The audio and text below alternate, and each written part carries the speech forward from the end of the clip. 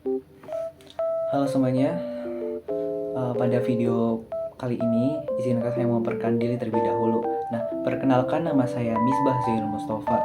Kalian bisa panggil aku Misbah, atau Zain juga boleh, atau Mustafa. Nah, tapi orang-orang sering menyebut saya Misbah.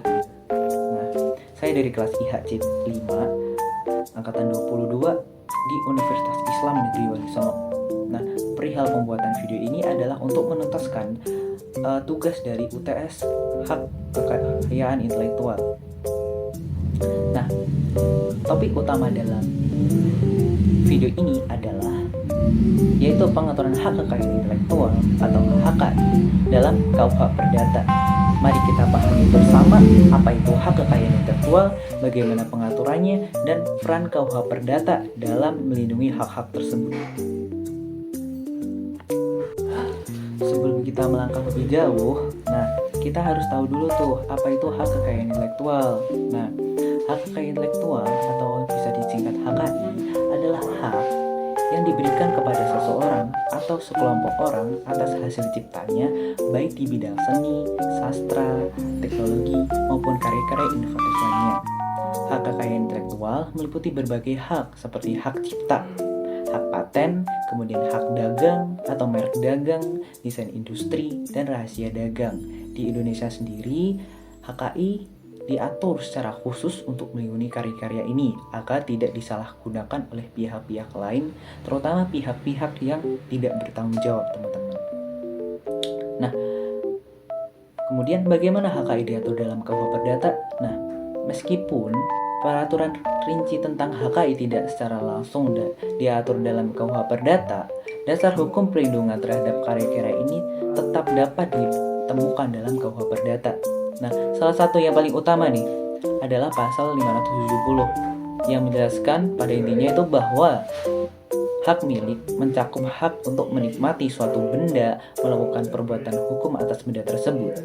Dalam hal ini, kekayaan intelektual dianggap sebagai benda imaterial, sehingga dapat mendapat perlindungan yang sama seperti benda material atau bisa kita sebut sebagai benda fisik. Nah, contoh benda fisik seperti apa ya? Kayak tanah, yaitu benda fisik. Tapi kita tidak bahas itu dalam video kali ini. Nah, untuk kemudian secara prinsipnya KUH Perdata mendukung pengaturan hak milik termasuk dalam hak kekayaan intelektual.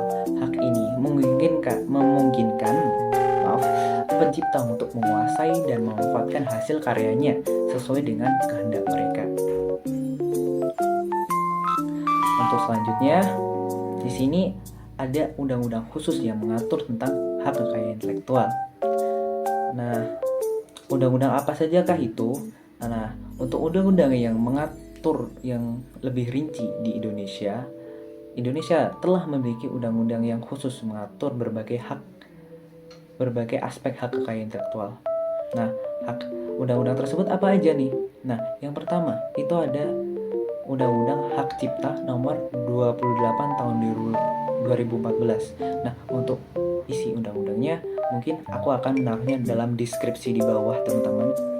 Nah, kemudian untuk hak paten sendiri itu nomor 13 tahun 2016, teman-teman. Kemudian Undang-Undang Merek dan Indikasi Geografis itu diatur dalam Undang-Undang nomor 20 tahun 2016. Nah, kemudian untuk desain industri itu diatur dalam Undang-Undang Desain Industri nomor 31 tahun 2000. Nah, setiap undang-undang yang telah saya sebutkan tersebut itu memberikan perlindungan lebih lanjut bagi pencipta dan pemilik hak terhadap pelanggaran atau penggunaan tidak sah karya mereka, teman-teman.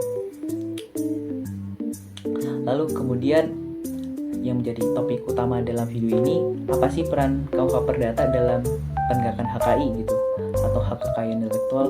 Nah, walaupun detail hak kekayaan intelektual diatur dalam undang-undang khusus, nah KUH Perdata tetap memegang peran penting dalam menegakkan hak ini, walaupun seperti yang saya sebutkan tadi tidak disebutkan secara langsung dalam KUH Perdata.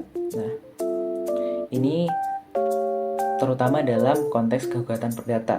Misalnya, ketika terjadi pelanggaran hak kekayaan intelektual, pencipta atau pemilik hak dapat menggunakan pasal 1365 KUH Perdata tentang perbuatan melawan hukum untuk menuntut ganti rugi.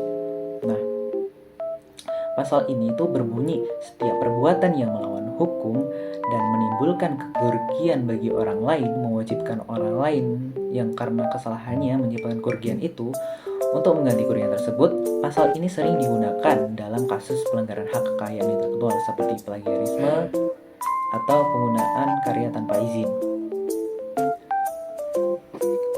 Jadi seperti itu teman-teman ya. Selanjutnya teman-teman, sebagai kesimpulan dari apa yang telah saya sampaikan, nah meskipun KUH Perdata tidak secara rinci mengatur hak kekayaan intelektual, konsep dasar pelindungan hak milik tetap mendasari pelindungan hak itu. Nah, oleh karenanya penting bagi kita untuk memahami tidak hanya undang-undang khusus seperti yang melindungi HKI, tetapi juga peran KUH Perdata dalam penegakan hukum tersebut atau penegakan hak-hak tersebut. Nah, jadi seperti itu teman-teman ya. Terima kasih untuk telah menonton video ini. Semoga video ini membantu kalian memahami penegakan hak kekayaan intelektual di Indonesia. Mohon maaf jika ada kurangnya materi dalam video ini, tapi seenggaknya dapat memberikan gambaran yang besar lah bagi kalian semuanya.